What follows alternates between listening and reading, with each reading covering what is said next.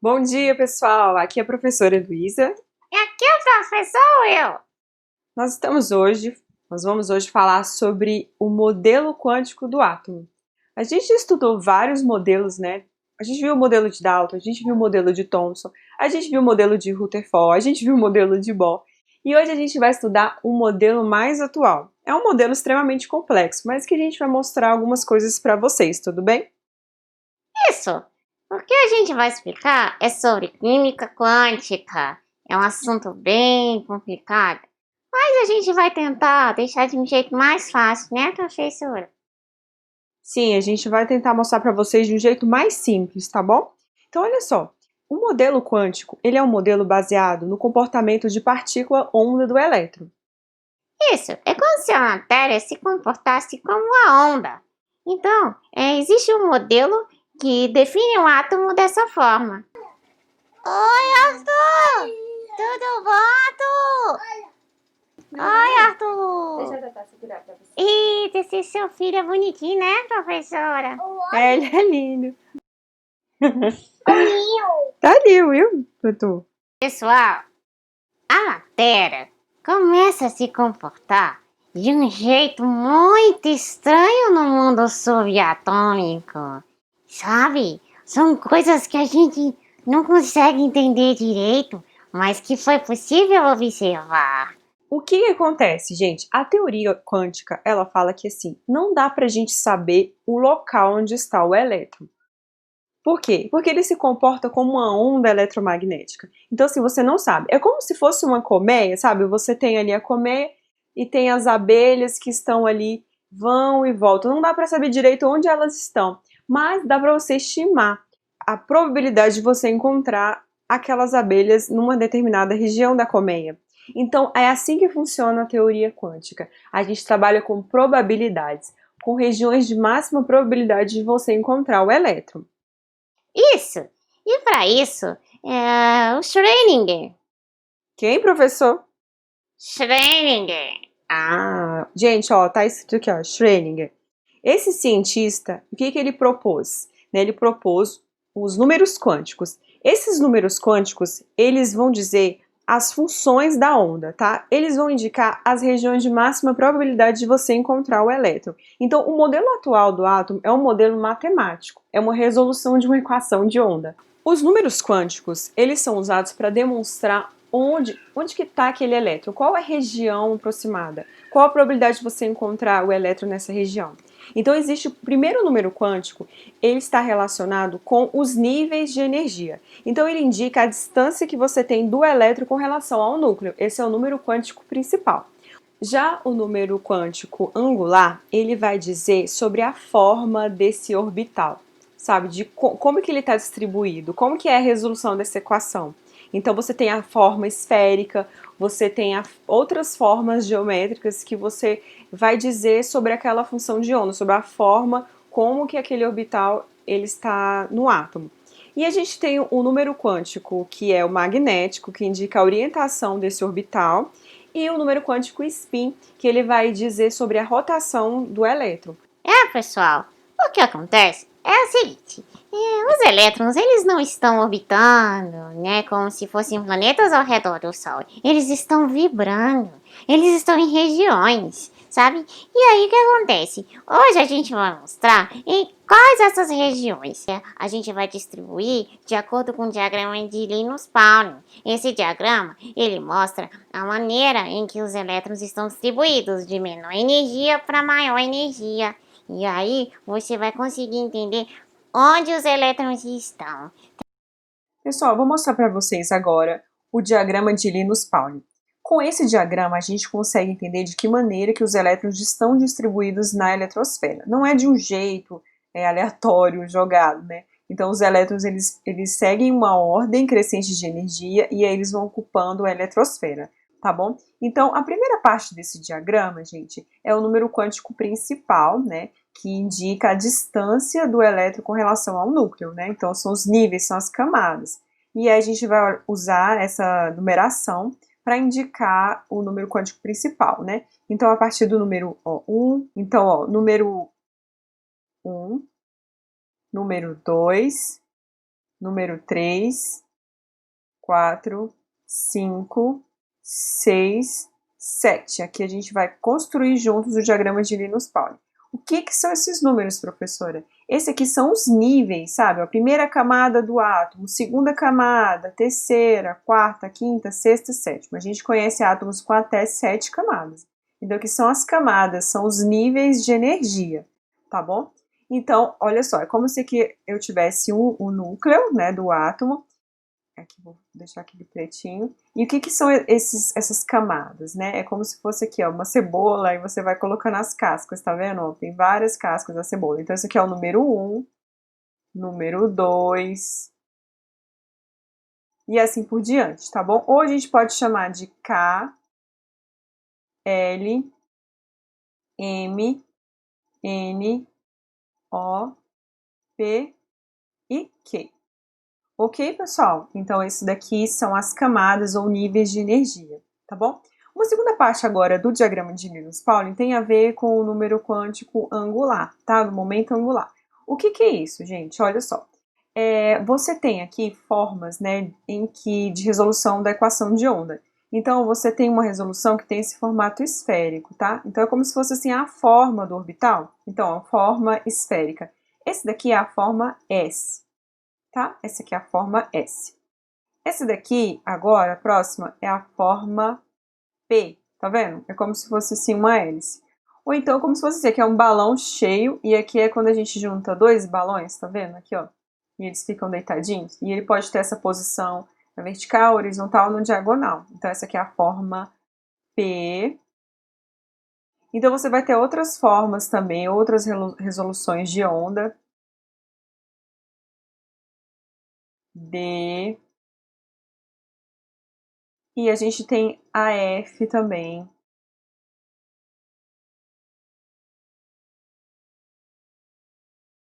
Bom, essas formas aqui, elas são resoluções da equação de onda, tá? Então, elas vão indicar, é como se fosse assim, o nível indica a distância com relação ao núcleo, tá? Quão distante que está o elétron do núcleo, esses são os níveis, e aqui é a forma, de que maneira que ele está vibrando ali no átomo, tá bom? Então, olha só, o que seria um átomo 1s? Então, eu vou colocar aqui, vamos desenhar esse aqui de novo, tá? Eu vou desenhar o núcleo. Olha, eu desenho o meu núcleo. Então, o que seria a camada 1s? 1 é a primeira distância, né? Então, essa aqui seria a primeira distância 1 na forma S. Então, 1s é esse aqui, ó. 1s, viu? 1s, forma S na distância 1. O que seria 2s? Seria na distância 2, tá vendo? Ó, número quântico principal 2 e na forma S. Gente, hoje eu não tô legal para desenhar, tá? Aqui essa para ser esférico, tá? Deu 2s. O que seria 3s? Distância 3 na forma S. Meu Deus. Bom, então aqui seria 3s, tá vendo? E assim por diante, tá? Aí o que seria, então, 2p? Seria, ó, distância 2, no mesmo átomo aqui, 2, mas aí em outra forma, ó, 2p, tá vendo? Esse P, ele pode ter essa orientação, ele pode ter essa orientação aqui. Olha como o átomo tá ficando complicado, gente, mas esse aqui é um modelo matemático, ó, para a gente entender a localização dos elétrons, como eles estão distribuídos. Isso aqui é a forma 2p, tá vendo? 3p seria o quê? É como se fosse esse desenho aqui desse, tipo um ventilador, tá vendo? Mas aí você vai pegar já no nível 3, então seria 3p. Aí você ia desenhar essa forma aqui na altura 3. Tá vendo? Em vez de ficar fazendo esses desenhos assim meio complicados, o que a gente vai fazer? A gente vai usar símbolos para representar esses desenhos. Então, olha só, S é essa forma, P é essa forma, D é essa, F é essa daqui. Lembrando que isso aqui tem outras orientações, eu deixei de um jeito mais simplificado, tá bom? Então, vamos continuar preenchendo o nosso diagrama de Linus Pauling, tá bom? Eu vou tirar essas letras aqui para não confundir, porque isso aqui é uma outra forma de representar as camadas. Vamos deixar só esse aqui, ó. 1, 2, 3, 4, 5, 6, 7. E aí a gente tem o que, pessoal? A gente tem a camada 1S, que eu já expliquei ali o que é, 2S, 3S, 4S, 5S, 6S, 7S, certo? Nesse S, gente, cabem 2 elétrons. Então, vou mudar a cor aqui, vou colocar o vermelhinho. Então, nesse S cabem 2 elétrons, tá? S2. Bom, então agora eu vou fazer para a forma P. No P cabem o quê? 6 elétrons, tá? Aqui no S cabem 2, a gente sempre representa em cima, né? Sobrescrito, a gente vai colocar o número 2, tá vendo aqui? O P já cabem 6 elétrons, cada um numa orientação, ó, porque a gente tem o P dessa forma, a gente tem o P na horizontal, né? E a gente tem ele na diagonal. Então aqui cada um suporta, como se cada hélice suporta um elétron. Aqui cabem 6. 1, 2, 3, 4, 5, 6, tá vendo? Aqui no D a gente também tem várias orientações, e então cabem até 10 elétrons. Eu vou fazer de um jeito simplificado. Então eu vou distribuir aleatoriamente mesmo. O mais importante agora é que você lembre quantos elétrons que o orbital D suporta. 1, 2, 3, 4, 5, 6, 7, 8, 9, 10. Então, 10. E o F suporta até 14 elétrons. Eu vou colocar aqui de um jeito aleatório. 3, 4, 5, 6, 7, 8, 9, 10, 11, 12, 14. Então, 14. Aqui 6. Ok? Então, isso daqui é a quantidade de elétrons que esse subnível suporta, tá bom? Segundo a função de onda. Então, olha só, quantos, aqui ó, camada 1, subnível S, cabem 2 elétrons no máximo na forma S. Então, eu tô fazendo o diagrama completo aqui de Linus Pauling, tá bom?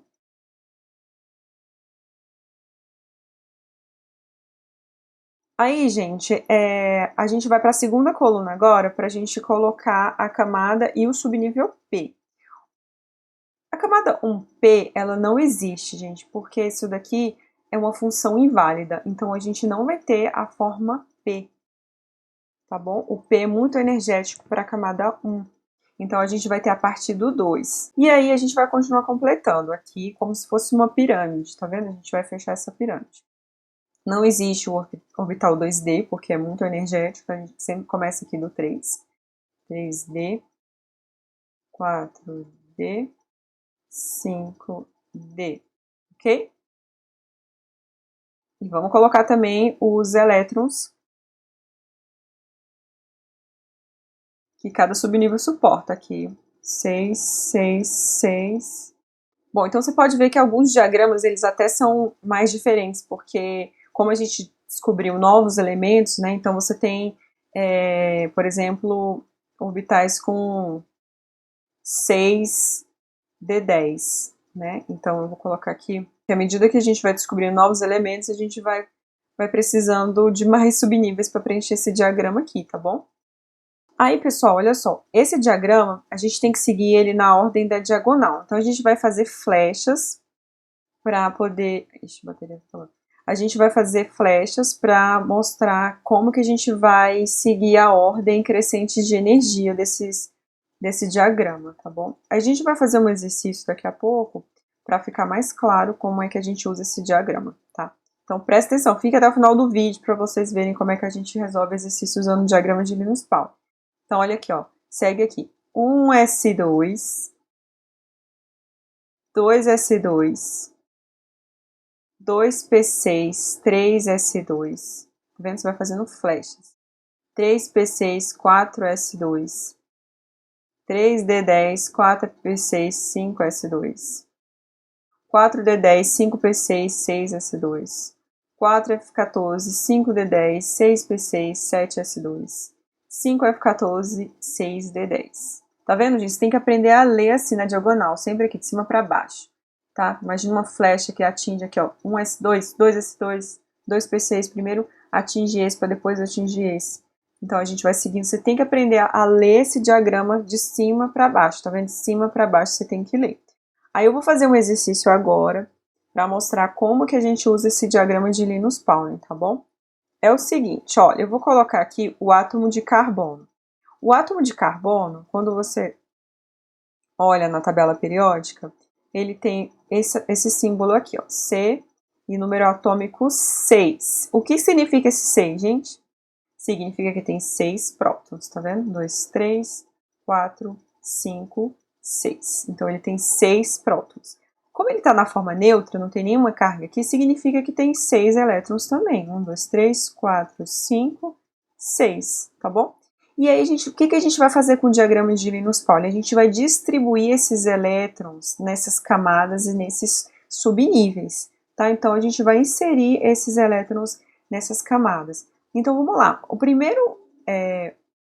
Primeira camada que esses elétrons vão ocupar vai ser a camada 1s. Aí você olha aqui, ó, 1s. 1s é a primeira camada que os elétrons vão ocupar, tá bom? Então, vamos lá. Vamos colocar esses 2 elétrons aqui, tá bom? Então, à medida que a gente vai colocando os elétrons, eu vou cortando. Então, ó, eu tenho esses elétrons e eu vou distribuir nessas camadas. Quantos elétrons cabem na forma S? 2, né? Então, eu vou eliminar esses 2. Tá aqui, ó, sumiu. Eu vou colocar eles aqui, 1s2. Terminei minha distribuição? Não, ainda falta distribuir esses 4 elétrons aqui. Então, vamos continuar lendo o diagrama. Próximo. 2s. 2s. Aqui, quantos elétrons cabem na forma S? 2 elétrons. Então, aqui você vai colocar, tem espaço para colocar mais 2 elétrons. Então, você elimina esse. 2 elétrons. Viu? E aí, acabou a distribuição? Não, ainda tem esses 2, a gente vai colocar no próximo. Depois de 2S, vem 2P, tá vendo? A gente tem que seguir essa ordem, gente, que é a ordem de energia. 2P. Coloca 2P6? Não, porque aqui é o limite. Quanto cabe? Cabe até 6, mas você não tem tudo isso de elétron para colocar. Você tem só 2, então você coloca aqui o que ficou faltando, 2. Pronto, gente, é assim que a gente faz a distribuição eletrônica. Tá? E se a gente tiver um íon, por exemplo, carbono 6, 1 mais. O que significa o mais? Significa que perdeu um elétron. Então, você vai fazer a distribuição eletrônica normalmente aqui, ó, desse jeitinho. Você vai fazer aqui desse jeito. Aí, presta atenção agora nessa informação. Você vai ter que tirar um elétron. Você sempre vai tirar um elétron da camada de valência. O que é camada de valência, professora? Gente, é a camada mais externa, tá? É o último nível. Então, aqui é o nível 1, olha para o nível, tá? Esse aqui é o nível 1 e esse aqui é o nível 2. Qual que é o nível mais externo? É o 2, tá vendo? Então, você vai tirar o elétron sempre aqui da camada mais externa. Então, para você fazer a distribuição desse íon, você vai tirar um elétron aqui. Por que tirar? Porque ele perdeu um elétron, então você vai ter que tirar. Esse número vai ter que mudar.